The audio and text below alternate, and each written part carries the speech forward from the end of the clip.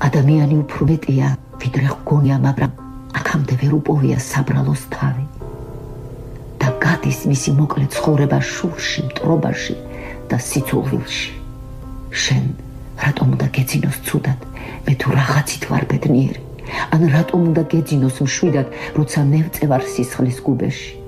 უცნაურია, მაგრამ ჩემსავით ბევრს ჩაუყლაპავს ბოლო ცრემლების სიმწრის, სიბრაზის და სინანულის.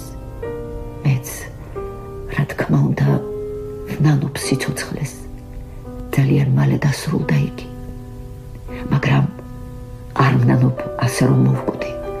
რაღაცას ნიშნავს ასე სიკვდილიც, რაღაცას ნიშნავს, რადგან ამ ქვეყნად ბოროტის გვერდით არის კეთილიც. ბევრია ჩემზე პატიოსანიც, ჩემზე ჭკვიანიც და მოყვარულიც და როგორც ტყიდან მეორე ტყეში გადააგვთ ქარებს თესლი ხეების, ისე გადადის გულიდან გულზე ჩვენი ფიქრები და სურვილები.